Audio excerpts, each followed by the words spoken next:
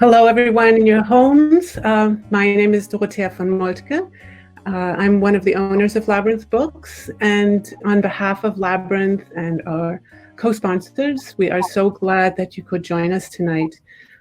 We are here, of course, for a conversation between Jesse Wegman and Julian Zelizer about Jesse Wegman's new book, Let the People Pick the President, the Case for Abolishing the Electoral College.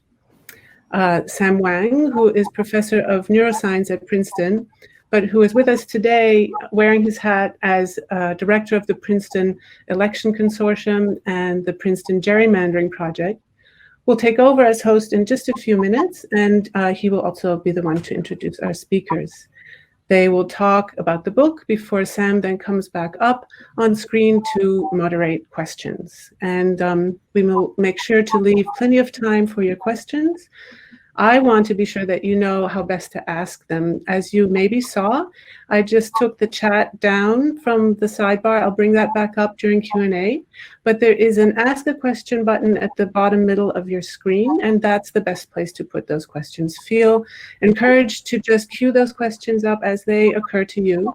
And if you see something in the queue already that interests you as well, there's a little arrow next to each question, and you can upvote that. And that will give us then a sense that there's a kind of cumulative interest in a particular topic.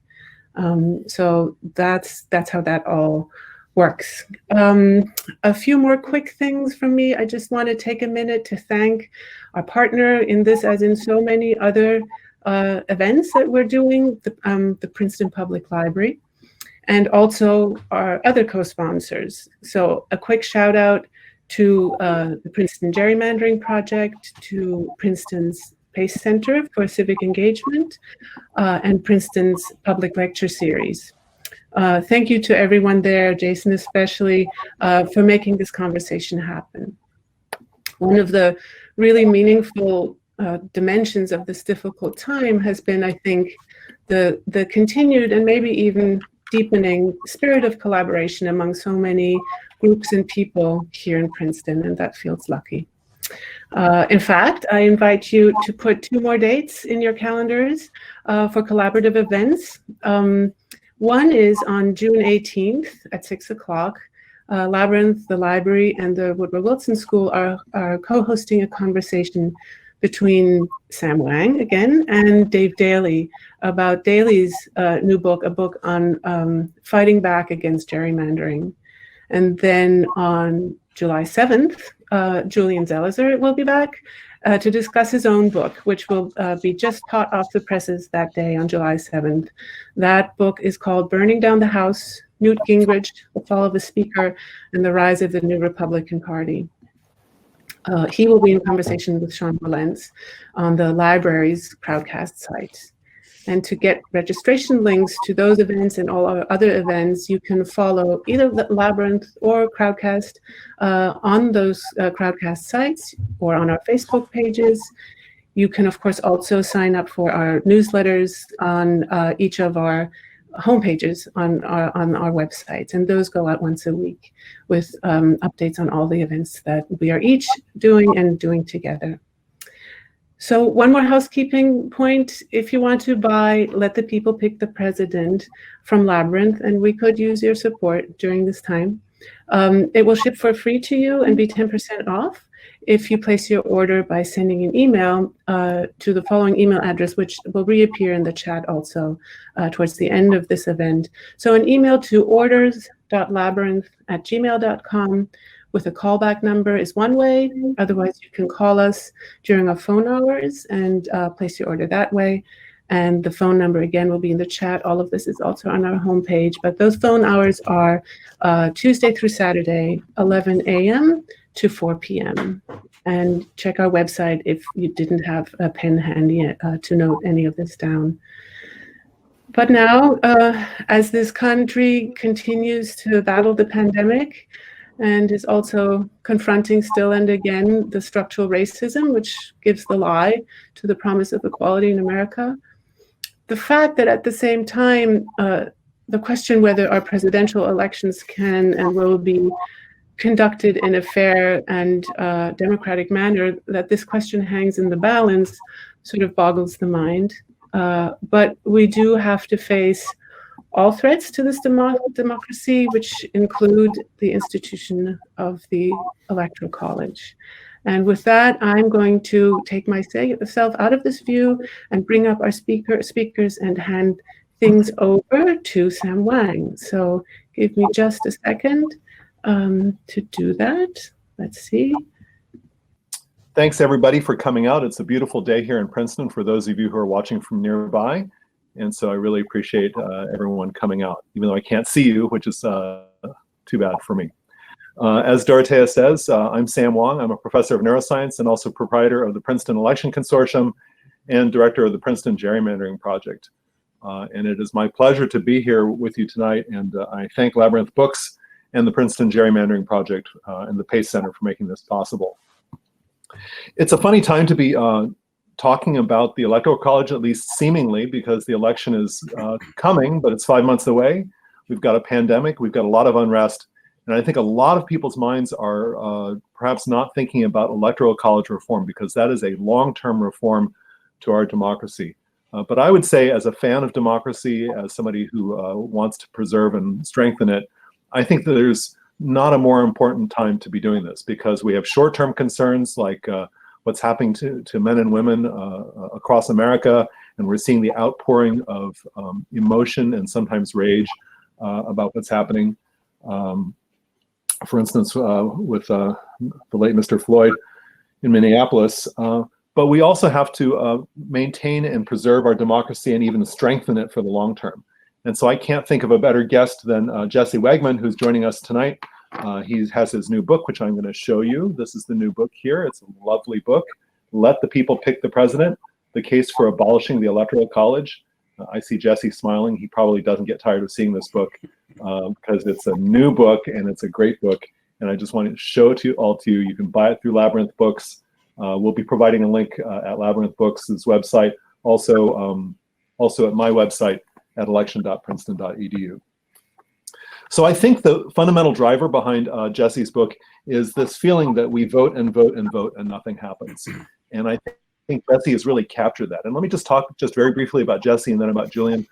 Jesse has a legal background. He has a long track record as a reporter as well. So he graduated from the NYU School of Law, where he's currently teaching.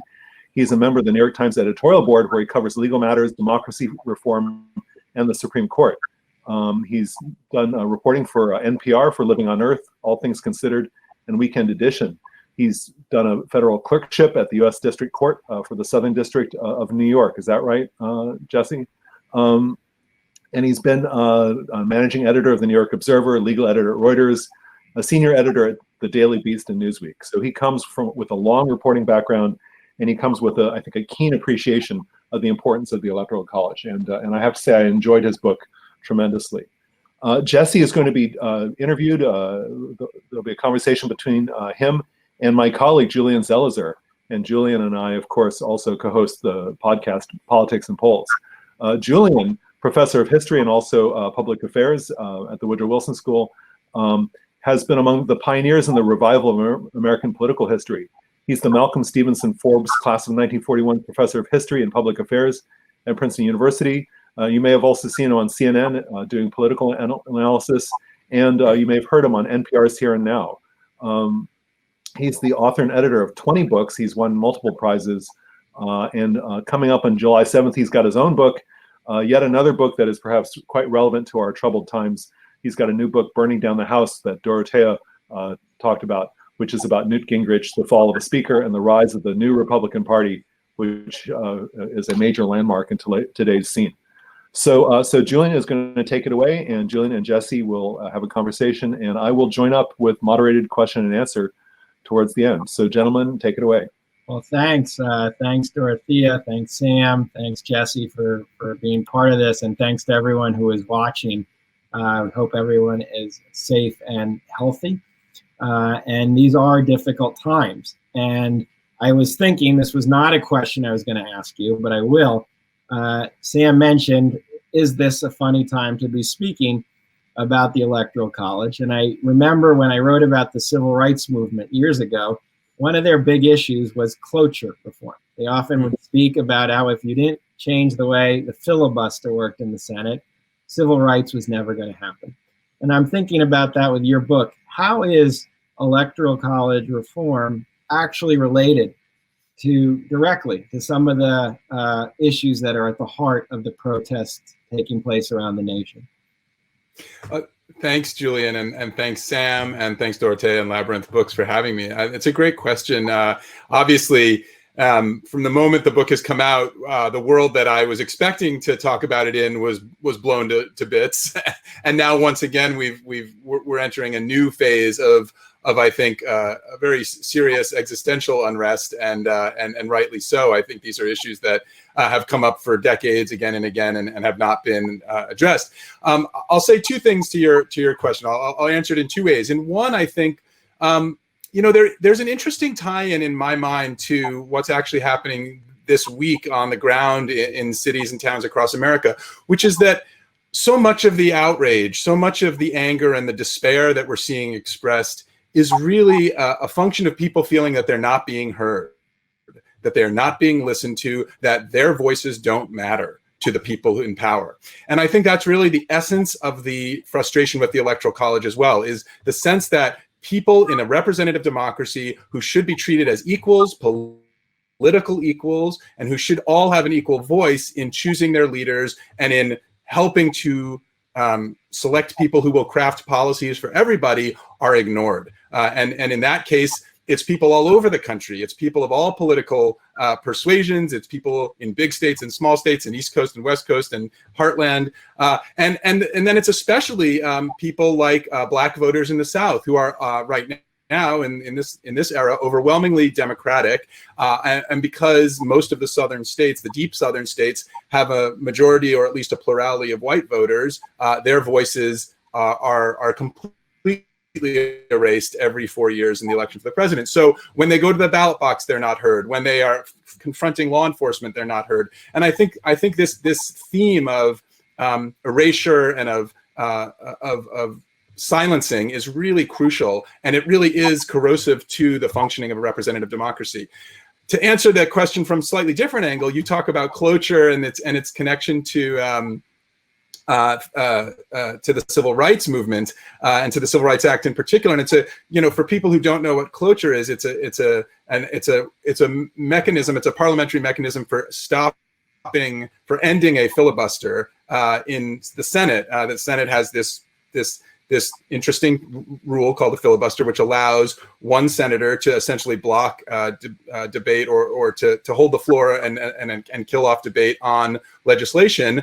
And cloture is a way of ending that.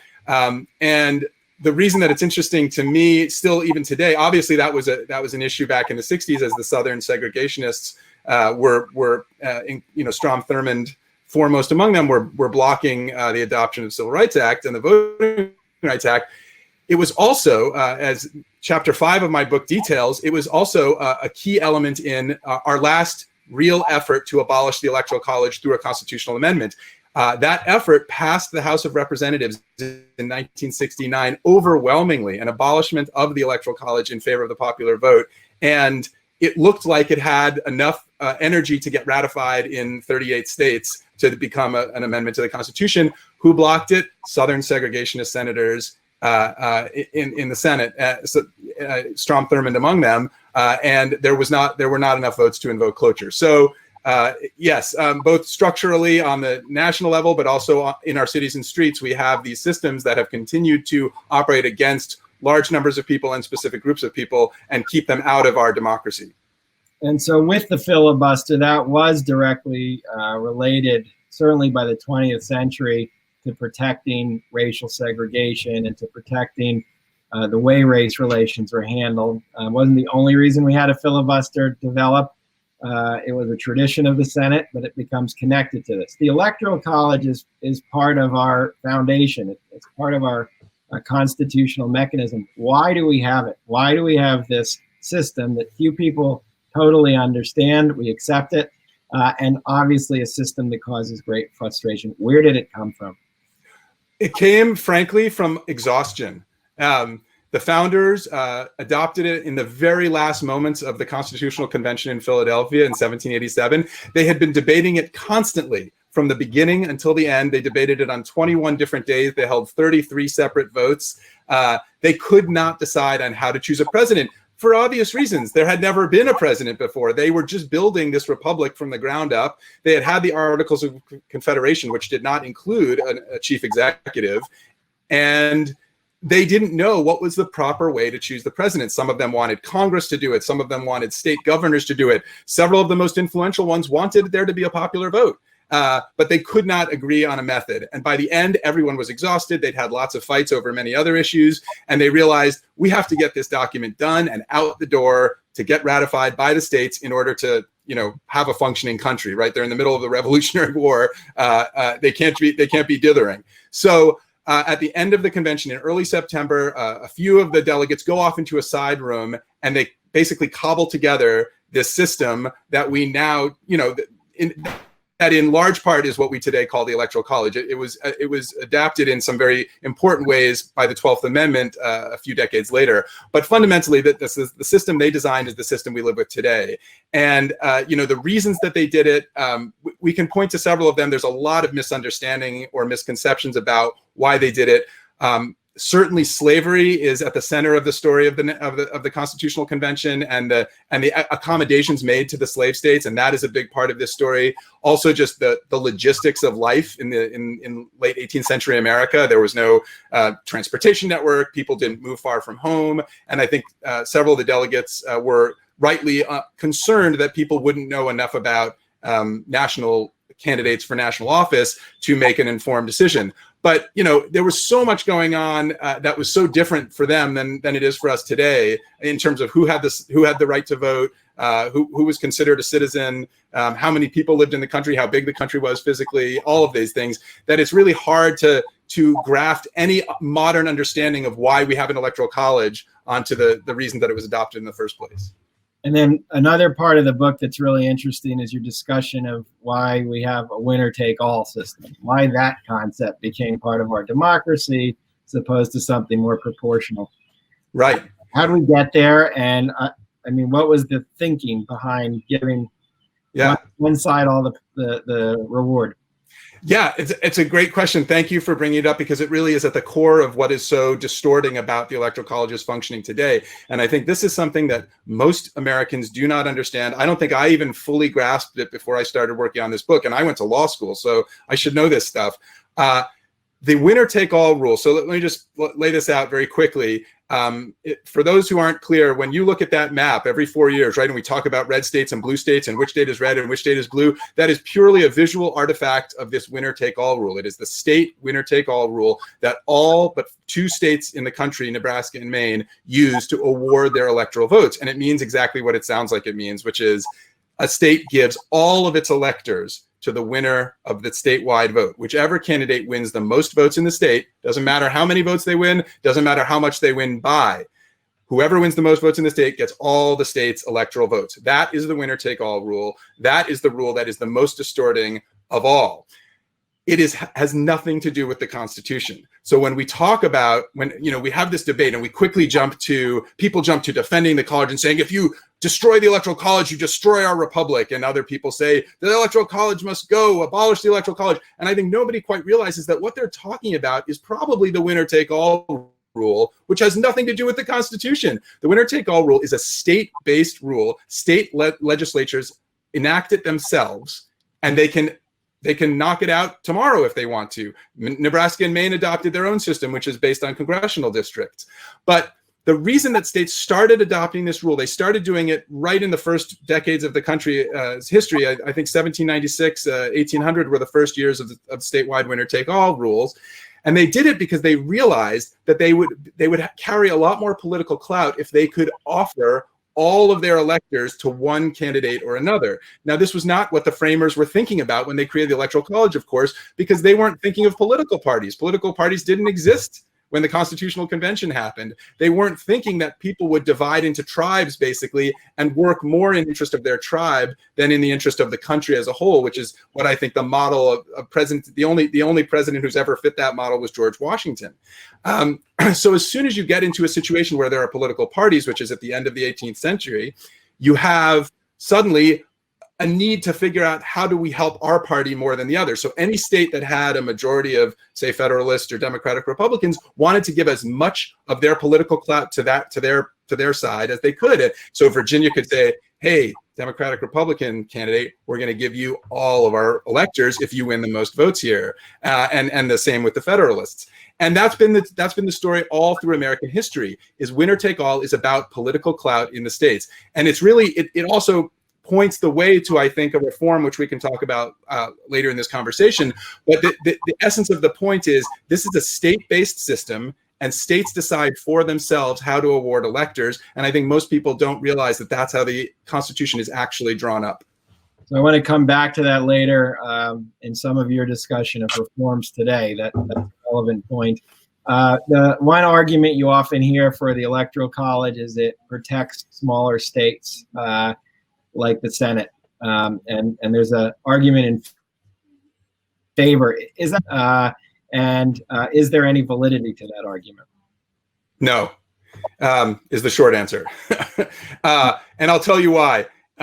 So small states currently are actually the ones that suffer the most under the Electoral College, and that's because, like many big states and like most medium states, they are not battleground states. This gets us back to this discussion of the winner-take-all rule.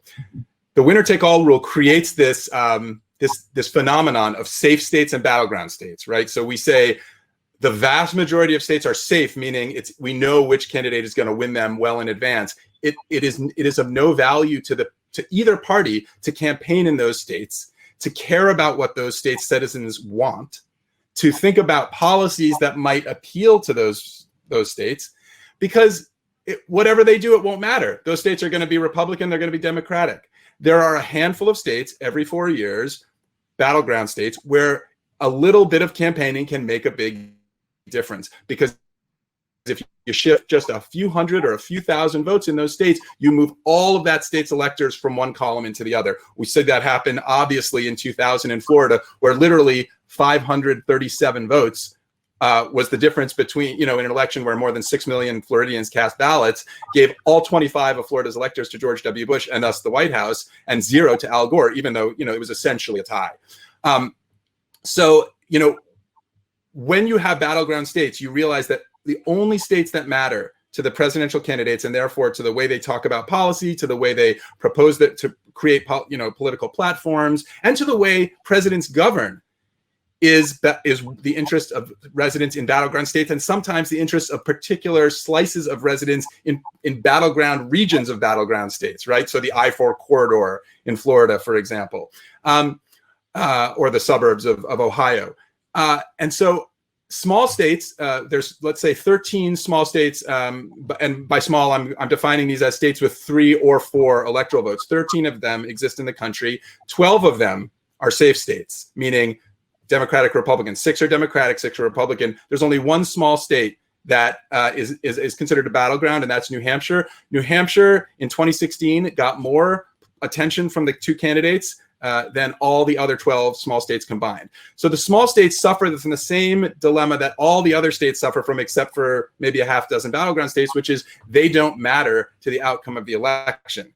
You made your point about the Senate. There is a factor in which the Senate, because every state gets 2 electors for their senators, that imbalance, the distortion that the smaller states get from the Senate does carry over into the Electoral College, but it's so overwhelmed by this winner-take-all rule that it is effectively nullified.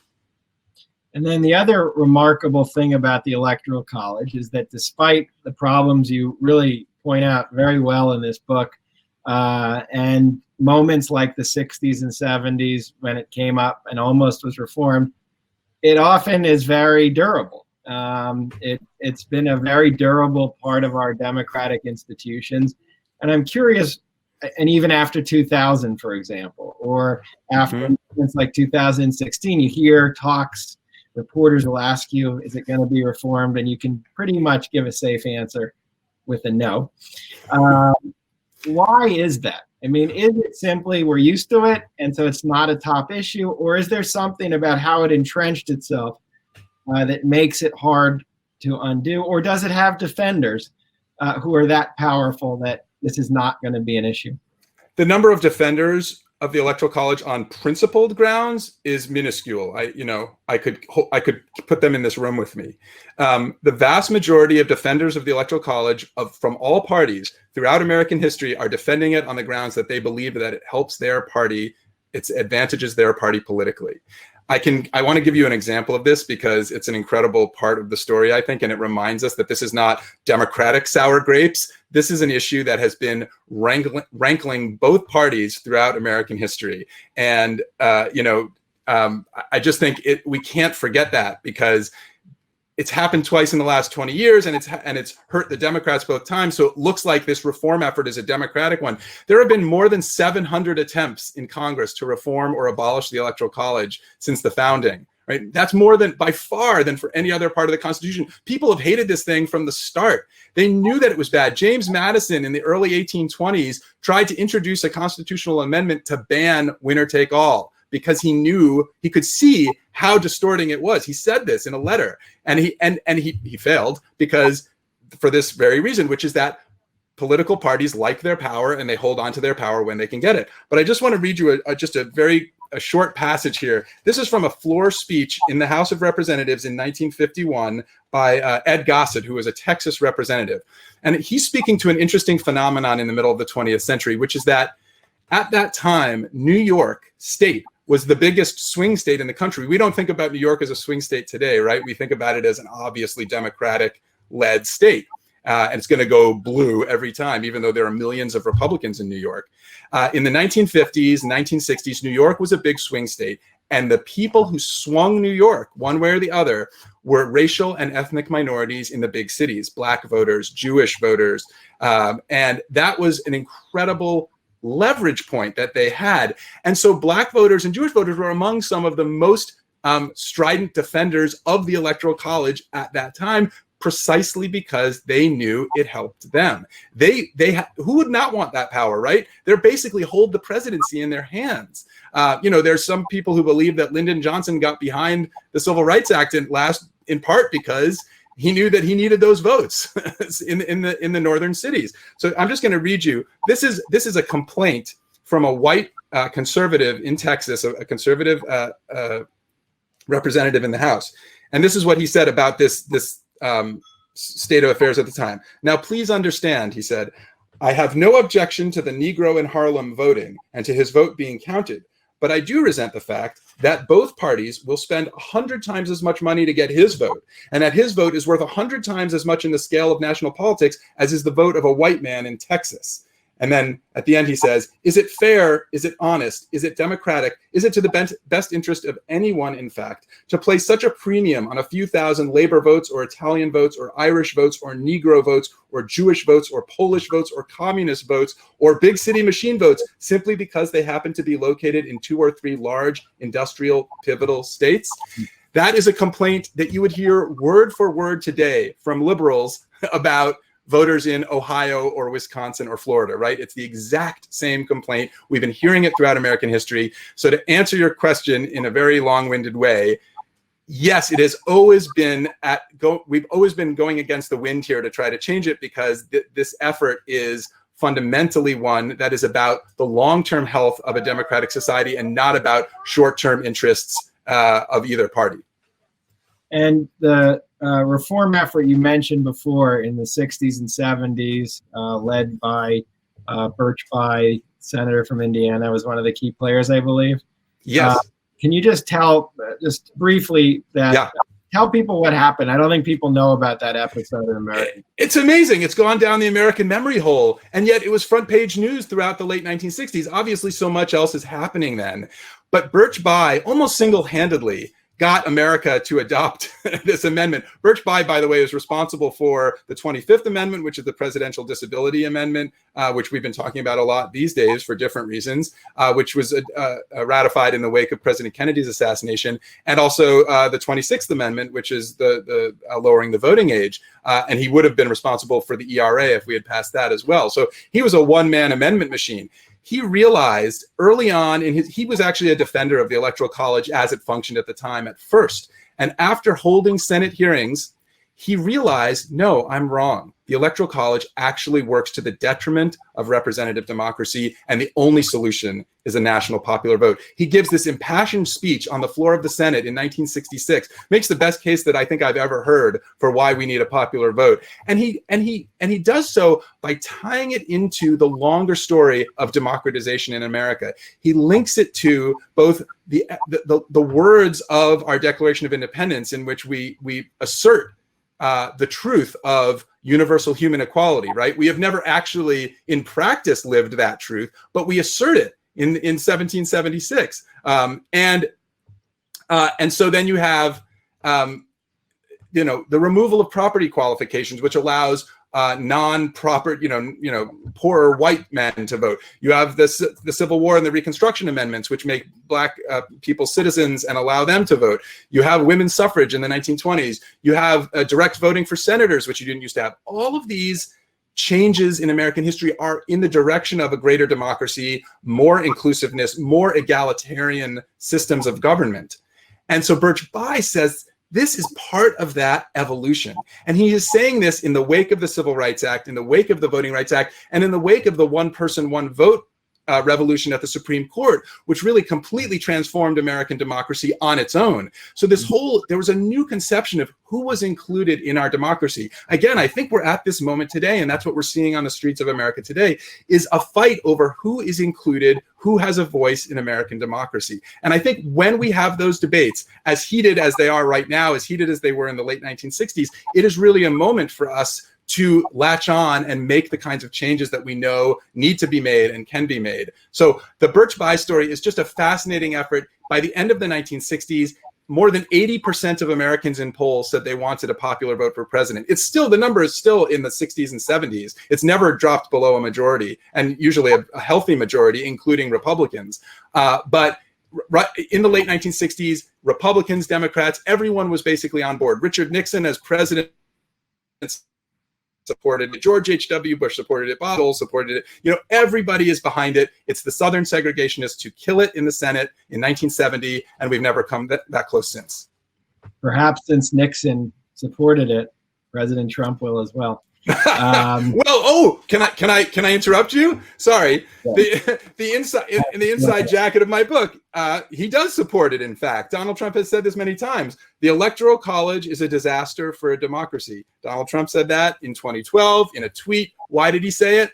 Because it looked like to him briefly that the polls were suggesting Mitt Romney was going to win the popular vote and lose the Electoral College to Barack Obama. His candidate was going to win more votes, lose the Electoral College. That is a fundamental violation of majority rule and political equality that I think everybody feels in their heart, no matter their political ideology. Donald Trump expressed it bluntly, as he is, wont to do.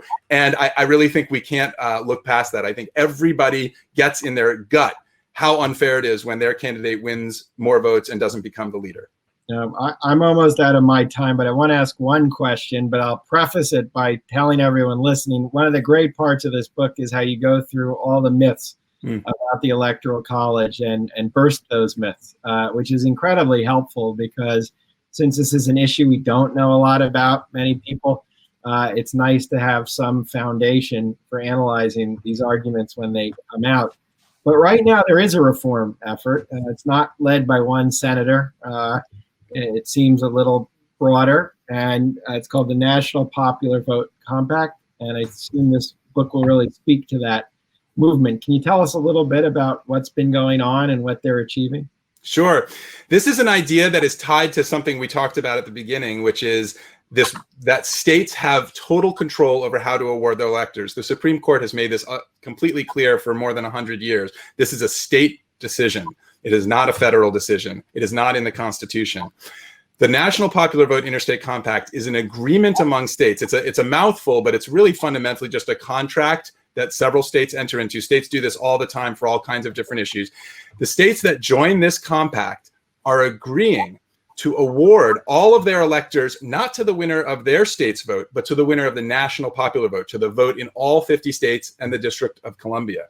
There are now 15 states that have joined this compact, as well as DC, and they equal a total of 196 electors. So what they need to do, and what this compact requires in order to take effect, is they need to reach a majority of electoral votes. 270. If you get 270 electoral votes, you win the presidency. So when you put those two things together, giving your electors to the winner of the popular vote and getting to 270, you see what the logic of the compact is, which is the candidate who wins the most votes in the country automatically becomes the president. All votes are counted, all votes are equal, all votes matter. It is just a way of using the Electoral College as it's designed in the Constitution to get to a popular vote and to force candidates from Democratic and Republican parties to pay attention to everybody rather than just voters in a small handful of arbitrary swing states. And my final question comes back to the first question I asked you. Do you think groups, different political movements today, and not simply Black Lives Matters, but other groups, the environmental movement, et cetera, do they see the connection, or do they talk enough about the connection between this process and the issues that they are fighting for? That's what the civil rights movement was very good at. They made the filibuster something dramatic and deadly and devastating. Do groups do that anymore, or has this issue kind of been segmented, even though a lot of people don't like the process? That's a great question, and I'm not sure that I have a great answer for it. Here's my gut instinct. In 2000, this happened. It was the first time in living memory that it had happened. It had been 112 years since it had happened before, that the Electoral College had gone against the popular vote. As an issue, it very quickly disappeared for a few reasons that we can identify pretty easily. One is just the sheer chaos around the recount in Florida. Now, obviously, that whole recount had to do with the Electoral College and the winner-take-all rule, but people weren't thinking about it really that way. It was really about the Supreme Court, the 5-4 vote, Bush v. Gore, and then obviously 9 months later, terrorists attack the World Trade Center, the Pentagon, and the world, descends into war. America gets into a war that we're still in 20 years later. The Electoral College very quickly drifted to the background. And I think it might have stayed there, but for 2016. This time it happened again, and it didn't just happen for anybody, it happened for Donald Trump. And I think so many people, Republicans as well as Democrats, were so concerned about Donald Trump as a candidate, as a person, as a character. And I think the fact that he not only won, but won in this way that really brought to light the deep and persistent inequities in the design of our constitutional system. And not just that, but inequities that were built around racism and racial subjugation, which is something he ran on fundamentally. I think that was just too much for people. So I really think the Electoral College as a social issue has stayed much more in the public eye today than it did in 2000. And I think that's a good thing. I hope that people see it as tied in, that interwoven into these other, maybe more urgent, more visceral issues like police brutality, because I do think fundamentally at the end of the day, we can't solve any of these problems unless everybody has an equal voice in choosing the leaders who fix them. If it's only certain people who always have an outsized voice, we are never going to get to a true representative democracy. And that's what I think, that's the only way America survives. Well, I'm going to turn it back to Sam now, but let me just say this is a really terrific and important book, and I hope a lot of people pick it up, read it, and are more informed in the battles ahead. Thanks. All right, that was really great. You guys really stirred up a lot of questions. There are a lot of things in the chat here that can come up. Although I'm going to say that, Jesse, I want to have at you just a little bit, because I'm fascinated by this interplay that you and Julian have had. One thing I think that maybe might get emphasized is, maybe you can talk about it a little bit, is that these close elections are the ones where the electoral vote and the popular vote don't match. And part of what's going on, as you talk about Bush v. Gore and about Donald Trump and Hillary Clinton and so on, Those are pretty recent events, and it strikes me when one looks at the historical record, the last time we had a series of really close elections was back during the Gilded Age, and Julian, of course, knows I have an obsession with the Gilded Age, at least in this regard. So it seems like it's actually a pretty recent event, and that creates this tense situation in which we're now realizing what a problem is while we're in the middle of the problem. And so I wonder if it would have been easier to fix this while Birch Bayh was in the mix, because there weren't such close elections at that time, mostly. It's such a great point. This point that 2000 and 2016 are separated by 16 years. We've had 5 elections in American history where the Electoral College vote and the popular vote have actually split. Numbers 2 and 3, we've just had 4 and 5. 2 and 3 were roughly similarly separated. They were 1876 and 1888. And as I think you've pointed out, Sam, such an important point is that both of these eras, today and back then in the late 19th century, are characterized by intense political polarization, drastic economic inequality, and extremely close elections. And as you say, when elections aren't close, people don't care so much about the mechanics of our voting and don't care so much, right? When Eisenhower is winning everywhere, or when Ronald Reagan is winning 49 of 50 states, it doesn't really matter. It's pretty clear what a majority of Americans want. When you have these extremely close elections, I do think you're really facing a totally different story, and you're looking at this sort of that artificial red-blue divide, which completely masks the reality of American life, which is, the cover of the book is purple, right? All states are purple. Millions of Republicans live in California. Millions of Democrats live in Texas. Millions of us live everywhere. Every candidate for a major political party gets lots of votes all over the country. So I really think when the national vote is close, and it was in 2000, it was not really in 2016. I think 3 million is a pretty sizable win. Cut off. You really are, as you've talked about, Sam, I think really looking at the specifics of the way we choose the president, and I think that's when we face this question of, are we doing it in a way that's actually fair, equitable, and democratic? So I'm going to make one very nerdy point, and then spin it over to some questions. There's actually quite a lot of questions, and Julian is going to rejoin us. He seems to be back now. So I'm just going to make a super nerdy point. Julian has talked about the National Popular Vote Compact, this agreement in which states would agree to give all their electors to the winner of the national popular vote. It strikes me it's might not be quite a ripe time for that, because everything is so bitterly contested and has become partisan. But I am going to say something. I was running numbers and I discovered something, which is that if California and Texas, just 2 states, made the deal to give all their electors to the national popular vote winner, that by itself would actually get rid of most of the problem. Sam, just that single 2-state deal. It's not nerdy. It's been discussed. Almost that exact idea. Yes. Oh. New Yexis. No. Listen, it's called New Yexis. I'm not kidding. New Yexis? Oh, yeah, New Yexis. Chuck Schumer. Please say more. Chuck Schumer in the early 90s. Chuck Schumer talked about this idea of making basically New York and Texas, which at that time had the exact same number of electoral votes and virtually the same population, and were clearly one was Democratic and one was Republican, joining together and giving all of their electors as a unit to whichever candidate won the most votes in those 2 states. That was going to have the same effect as a national popular vote compact would today, and as you say, that would, effectively what you're describing. So that one agreement all by itself, maybe New Yexis, I haven't run those numbers, but certainly California, Texas, a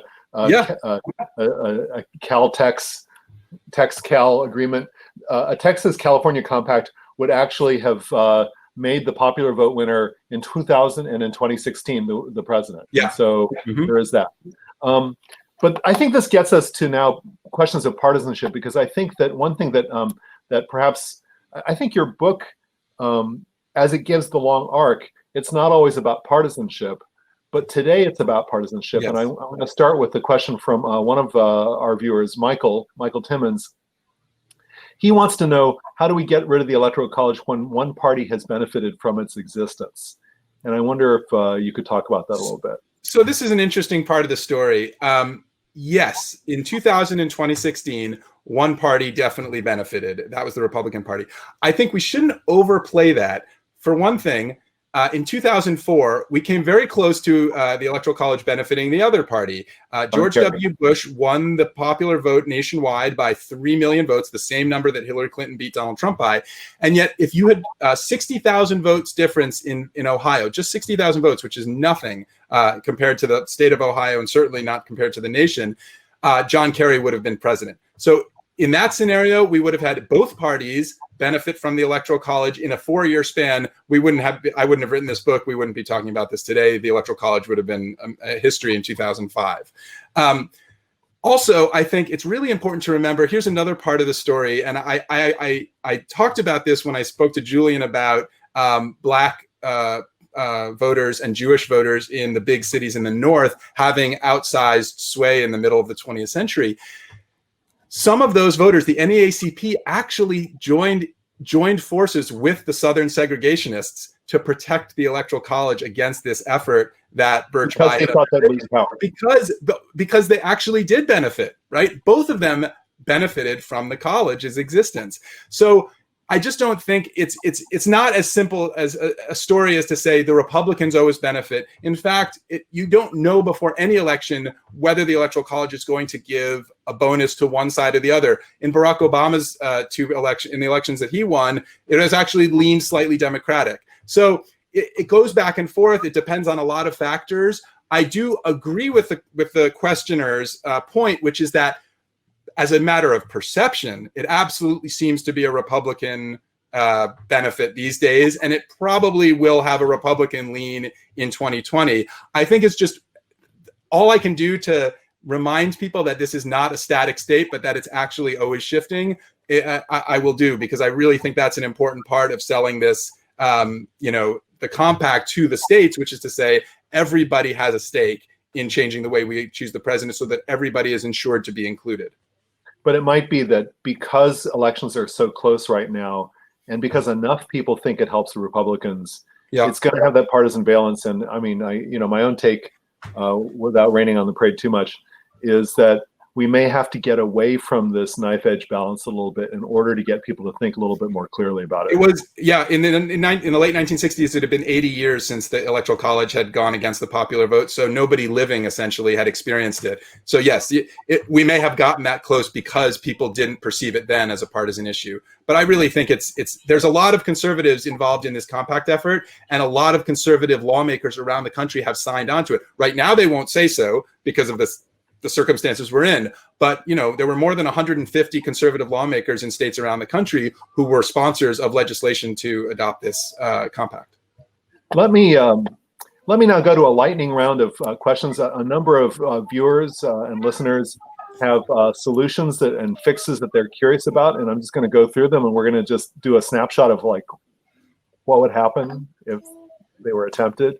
Yeah. Jenny Ludmer wants to know, how would a state go about abolishing the winner-take-all rule? Could it happen, and how? Sure. It's literally a state law. They can change it tomorrow if they want to.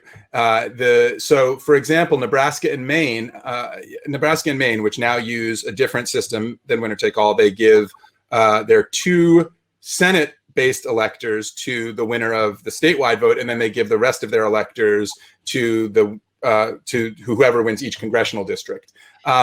They just did that by a state law. And in fact, Nebraska did it because they were feeling left out. Nebraska is a quintessential state where people would say, oh, the Nebraskas of the world will be forgotten about in the electoral, if we get rid of the Electoral College. No, the opposite is true. Nebraska is forgotten about today because it was a reliably red state. And by that, I just mean there were more Republicans voting there than Democrats. And so they changed their system to the system they have today. There was just state lawmakers just changed the law, and then the governor signed it. I think 1992, and that's what the system they use today. And in fact, Barack Obama peeled off one of Nebraska's electoral votes in 2008. So they did become slightly more competitive. That's what I think all states should care about. So the issue here is that it's done state by state, and so one would have to do it one at a time. I'm going to nerd out once again and say that I have a law article coming out pretty soon with Jacob Cantor about the national popular vote, and we point out some work that Jonathan Servas and Bernie Groffman have done. These are political scientists. And they point out that assigning electors by congressional district the way that Maine and Nebraska do, if everyone did it that way, there'd be more mismatches between the national vote and the popular vote, or the electoral vote and the popular vote. So this is just, it bent my mind. Because then partisan gerrymandering would be part of the presidential election, which it isn't today. Right. Yeah. Which leads us now to a question from, this is good. This is David Daly, who's going to be joining us at Labyrinth another time.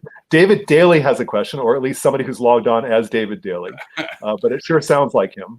And I'm just going to read out the whole question because it just sounds like Dave. He says, hello, friends. One nightmare scenario for me this fall is that state legislatures in gerrymandered states, Michigan, North Carolina, Wisconsin, Pennsylvania, Florida, find a way to appoint Republican electors to the Electoral College, either because the pandemic creates any number of complications, or because they simply decide to exercise the constitutional power that they have. Can state legislatures do this? What would happen in Pennsylvania or Wisconsin if a Republican legislature tried to do this and a Democratic voter attempted a veto? How would the Supreme Court then handle that? Oh, Supreme Court scholar. This is a difficult question. This is keeping election law scholars up at night. I talk to them about it all the time. They are really concerned about it. I'll try to answer this as quickly as possible because there's a lot of things going on here. First of all, as a basic matter, states can award their electors, can choose their electors however they like. They don't have to let you vote at all. We have no constitutional right to play any role at all in electing the president. This is another part of the Constitution, the Electoral College, people don't understand, is that state lawmakers can just award the electors at their leisure. They don't need to include us in our vote. Once states have chosen the popular vote as the means of electing, of deciding how their electors are awarded, they can't then, after the fact, go back and change it. So if on election day they don't like what their voters did, state lawmakers can't say, oh, now we're changing it. The rules that were in place on election day hold, and that's under federal law. However, there is a complicating factor, which is there's a provision in the federal law which says if a state is unable to ascertain what the popular vote was, then there is it's sort of what appears to be an off-ramp for lawmakers to step in and play some role. It is not exactly clear to me whether they would have the power to essentially ignore the results of the popular vote, or possibly whether you might see a state send two different slates of electors to the state capitol. To Washington. One of them that is signed by the Secretary of State, one by the governor, one by the legislature. I mean, this has happened in the past. It has created a real headache, and I can't answer it. I can't answer it with perfect, prescience, because I have to say maybe I'm being naive here. I'm not too worried that this is going to happen. I think the far greater fear for me, I think we're actually going to get an accurate vote count in all the states, because I have a lot more faith in Republican elections officials than I do in Republican, leaders in Congress. But I do think that the real fear for me is that Donald Trump delegitimizes the results if he loses. And that I think there's no question that will happen. And that to me is a much greater threat to the outcome of the election and to the peaceful transfer of power than whether this swing state or that swing state might have a contested electoral vote outcome. In that respect, I think the greatest stability or the least destabilization to our republic will probably come if the election is not close. And if the election is not close, then that cuts out the legs from any kind of challenge to the Electoral College after November. So I just wanted to, again, geek out a little bit. One thing I'll notice about Dave Daly's question is that of all the states that he lists, the only one that has single party control over the laws is Florida. And so luckily, elections never come down to Florida. But in any event, but Florida is the one state where that can happen. The other thing is, I'm just going to point out something kind of a peculiarity, which is in some sense, it enables our conversation in the first place, which is the winner take all rule almost always gives the presidency to the winner of the national popular vote. And it just so happens that when you work through the math and you look at how people distribute themselves around the country, it is usually the case, 9 out of 10, which is okay. 9 out of 10 times the national popular vote winner becomes the winner of the Electoral College. So at some level, when Jefferson, as you write in your book, when Jefferson advocated for the winner take all rule, he sort of did us a favor and it was a bug fix that almost worked. That would be my take on it. Let me say two things about that. First of all, yes, Jefferson urged his fellow Virginians to adopt the winner-take-all rule. He said it would be folly not to do it when other states are doing it, and he was right about that. I will point out that 16 years later, he was writing a private letter to a friend advocating for a popular vote for president. But the other point is, I think, to your observation that, yes, 9 out of 10 times the popular vote in the Electoral College lineup is, it doesn't matter. Even when that happens, the same corrosive and distortive effect of the Electoral College is playing out, which is that the candidates only care about the voters in the swing state. Sure, they don't go to California. They don't go to Wyoming. They don't go to Idaho. They don't go to Montana. I want to emphasize that point. Look, but let me emphasize that point, because like the most visceral violation to all of us is the violation of majority rule. This idea that the winner doesn't become president. Donald Trump tweets, the Electoral College is a disaster for democracy, right? That's that violation of majority rule. But the more insidious violation is happening every 4 years, whether or not that split happens. And that is this focus on a few thousand or a few tens of thousands of voters to the exclusion of everyone else in America. 140 million people cast ballots, 140 million. And you know what? 77,000 people, in effect, decided the outcome of the 2016 election. 537 people decided it in 2000. This is not a sustainable path for a representative democracy based on political equality to follow. Okay. Listen, I'm under some time pressure here. Julian reminds me that that we're a little short on time. I want to try to get in 2 questions. We're going to try to be real quick. All right. First is, one commenter says, what about the 5 U.S. territories who have no right to vote for electors? Is there any way to give the franchise to those 3.5 million people? Like in Puerto Rico and exactly, that kind of thing. I mean, it's a great question. And if we went to a popular vote, they do vote for president. Their votes just don't get translated into electoral votes. I would constitutional. Or it would, I think that if you had, because it would need to be a constitutional amendment. They wouldn't be counted under the compact, because that only counts electors. All right, and then the last question. Oh, by the way, Dave Daly has texted me and says the Constitution gives the power to pick electors to the legislature, and so the governor actually doesn't get a say. Whoa, oh my gosh. Okay, so Dave Daly just texted me that. Well, that's scary. I'll talk about that with Dave later. Yeah. Okay, you do that. Okay, so last question. Right? Yeah, last question. Kieran Williams wants to know, if we move to a direct popular vote, would the cost of campaigning go up? Would it, to pay for ads, reach more people? Would running for the presidency become prohibitively expensive without public finance or campaign finance reform? Look, I'm all in favor of campaign finance reform. I don't think a popular vote is the thing that's going to jack up the price of campaigning.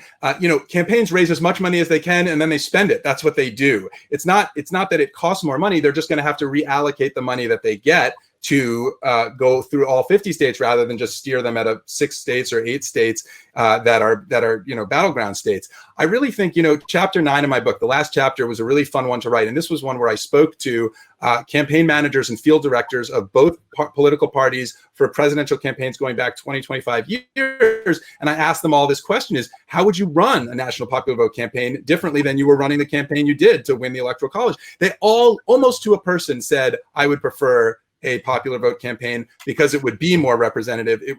Imagining a national popular vote. Thank you. And I think that's a really fun chapter because you really get into the guts of how campaigning happens on the ground now in presidential elections. There's a lot you'll learn in that. I would get into it now if we had the time, but there's a lot of interesting revelations in that chapter about how campaigns think about winning votes. And I really think it's valuable. It's a valuable perspective to have in accordance with all the other historical storytelling I do in the book.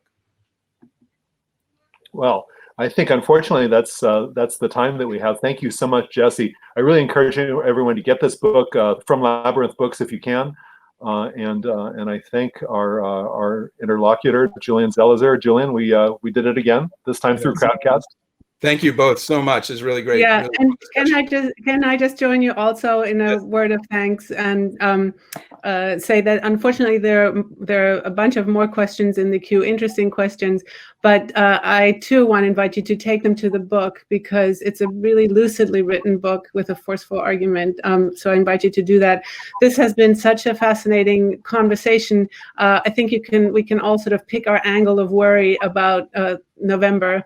And there is part of this conversation that makes us feel that there are fixes that are conceivable. I've been fascinated to have Dave Daly in the wings kind of putting the kibosh on those again. It's like having Marshall McLuhan come out from behind a pillar. Right, yeah. But it serves for me as a just reminder to remind all of you that Dave Daly is going to be in conversation with Sam Wang on June 18th about his own book, which is actually a story of the ways in which we can do something about that other sort of companion problem to the Electoral College, in the sense that it's also a structural problem in our democracy, which is gerrymandering. So I invite you to come back for that, and then, of course, on July 7th, also to come back and hear about Julian Zelizer's new book. So we hope to see you again. There's so much that's competing for our attention that requires our engagement in these days. And I'm glad that so many of you felt that this conversation tonight is among those things. My thanks to the three of you.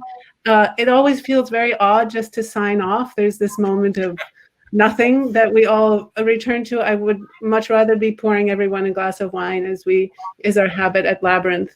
I look forward to doing that again when the time is right for that. Meanwhile, pour your own drinks. Be well. Stay safe. Take care. Bye, everybody. Thanks so much. Bye, everyone.